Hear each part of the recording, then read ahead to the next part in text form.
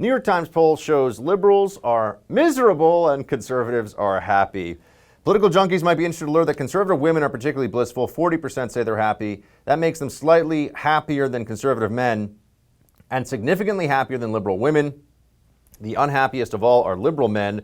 Only about a fifth consider themselves to be very happy. Being a liberal man, signing on for this kind of beta male mentality all the time. Not a good move, not a recipe for feeling good about yourself, about your masculinity, about your role in the world, anything else. But a lot of libs running around, they think that this is better for them. Hey, the water is warm over in conservatism. We welcome you. Come over to our side, please. Love to have you. And you'll be happier. That's the part of this that really at the end of the day, it's not about who gets the most retweets on Twitter and who gets the most TV viewers or anything else. How do you feel at the end of the day? I'll tell you one thing. Great part of being a conservative in the media with all the suppression of our ideas and all the uphill bull crap we deal with from the corporate media being completely dominated by leftists and everything else. We sleep well at night. We feel good about what we do. I feel great about what I do every day. Tell people the truth, spread information and knowledge that they find useful and helpful. Sleep like a baby. Don't go to bed every night. Why do I not have purpose? Oh, I need to be on MSNBC more. Maybe if I get a better column at the New York Times. Doesn't matter. But that's just in the media perspective. I think you extrapolate this all throughout society, you get similar dynamics between conservatives and liberals. We go to bed at night knowing who we are and feeling good about what we do. There's that. And I don't mean just professionally. I mean in general. CNN senior legal analyst. Speaking of somebody in the media who's probably really unhappy. Defense begins the closing by defining reasonable doubt, not with Derek Chauvin as innocent. Think about that, legal analyst.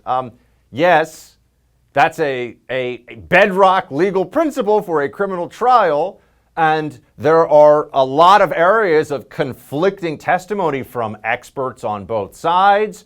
And so when there's conflicting testimony, guess what that creates? Reasonable doubt. And what is the obligation of a jury in a situation where they cannot, beyond a reasonable doubt, know that there was a defendant here who is in fact guilty of the crimes alleged? A not guilty verdict. But in a country where we're all expecting effectively there to be mass riots all over the place, if the left doesn't get their way, well, then it's a little bit trickier, isn't it?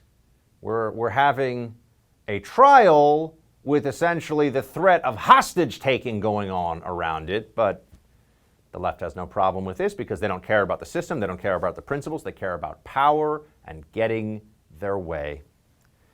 The good news is there are some people who are already speaking out about against the notion that riots don't just have to happen. Human beings can all make the decision. We're not going to riot. They want to peacefully protest? Great. Get together, hold your placards, make your voices heard, go on TV, put it on social media. Great. First Amendment. We love it. Right? I don't agree with what they're saying necessarily, but I agree with their right to say it. Riots or something else. Here's a sheriff from Polk County, Florida, who's saying, look, you're coming down to Florida. That's great. We love people coming down to Florida. Obey the laws. No riots. Peaceful protest, we encourage, and more riot. We can tell the difference. And I'll guarantee you that you'll be able to tell the difference if you come here and riot.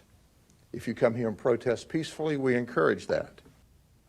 Seen it time and time again. Law enforcement all across the country, when people are peacefully protesting, law enforcement actually protects them, keeps them from being in traffic accidents and incidents, make sure that there's some basic crowd control so people feel free to just say what they want to say and they don't have to fear anyone assaulting them or doing anything to harm them while they're exercising their First Amendment rights.